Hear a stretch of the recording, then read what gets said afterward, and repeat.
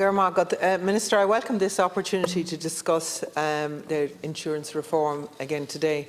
Cost of living has spiked as a result of high energy prices and supply chain issues, but many have been struggling under the high costs long before the recent wave of inflation, and you'll know all the times that we discussed this in the Finance Committee going back for years. Soaring insurance costs have been putting people and drivers and businesses and community groups under severe pressure for years. The government have dragged their feet every step of the way, and I know you've outlined measures there, and I do welcome those measures, but I think it must be acknowledged that if it weren't for Deputy Pearse Doherty, people would be paying even higher than they're paying now for their insurance. But that journey must continue. And indeed, the reforms that have been allowed, what has happened, I suppose, is the reforms that have been made to date have been welcome, but they have been to the benefit in the main to the insurance companies rather than to the consumers. Those who matter most, the consumers who are continuously fleeced with insurance. We have to remember that so many people who have had very genuine accidents, indeed, don't claim because they're afraid that their premiums will escalate.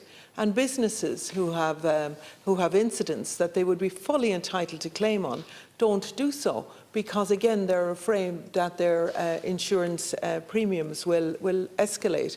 And that has to stop. You have to ask, in that case, what are they paying insurance for?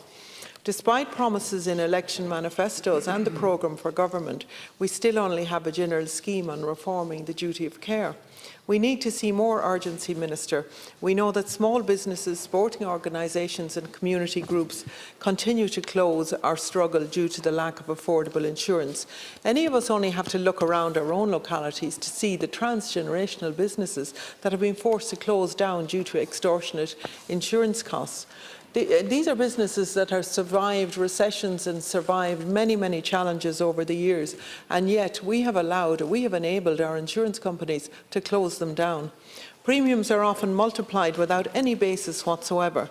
When profitable established businesses are struggling under the cost of insurance, so do sporting organisations and community groups. What chance do they have?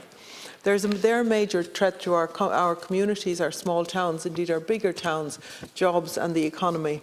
Recent research by the Alliance for Insurance Reform show that 42% of organisations say that insurance premiums are threatening their very future, and 90% say that the government is not doing enough. And when 90% say the government is not doing enough, we need to stand up and listen and see what more needs to be done.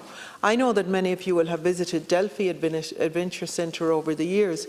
This is one such business crippled by insurance costs, 300% increase since 2019, an excess of up to 20,000, despite having an excellent safety record. You see, when they see percentages quoted in here and the illusion of the prices are coming down, they cannot reconcile it with the bills that they are faced with. If the government want the state to recover from all the current challenges through our SMEs and voluntary and community organisations, then they need to get the insurance reform sorted out. And that means the government needs to get insurance companies to pass on the benefits to government. It's very clear to everybody what the sticking point is. They're not passing it on in the way that they need to. They are still in the price gouging. They're still accumulating huge profits. Data from the Personal Injuries Assessment Board show that the average value of awards is falling by 42% in 2021 since the introduction of these new guidelines, yet liability premiums have continued to increase by 16%. I recently conducted a survey of apprentices across the country on the cost of living pressures that they face. Despite high rent soaring and fuel costs, car insurance continue to stand out as one of the biggest issues for young people attempting to get a trade. We desperately need these trades. In a rural constituency like Mayo, where people have no alternative, car insurance is not an optional extra. It's an integral part of employment, self-employment and educational attainment. People are feeling it all over. Even in Dublin, electricians from Dublin responded to the survey saying, I cannot afford a car with the current insurance prices, so I have to carry a 25 kg tool bag on public transport for several hours a day. Some don't even have that option. I'm a pipe fitter from Offaly's is one.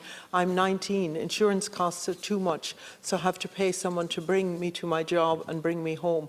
No bus routes either, so driving is the only option. We need to really listen to these. Is my time up?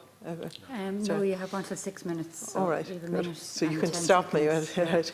We need to do more. We need to do more for the apprentices. We need to do more for young drivers. We need to do more for businesses across the board. Little reductions here and there just aren't having the impact that we need them to have. We know that since 2009, the cost of insurance has gone up by 25%, despite the average claims costs falling by 29%. So for years and years, the insurance industry have got away with saying it's because of the claims are too high and too many people are claiming and all of that. They have been exposed, continuously exposed, and that's why the government needs to stand up to the insurance companies once and for all to provide proper reform of the legislation. And Minister, if there's one thing I want to leave you with today, why are the government opposing the Judicial Council Amendment Act 2021? Because that would do exactly what we needed to do here. And I think that people need an explanation for that. But we need to do much more to stand up to the insurance company. They're running rings around us.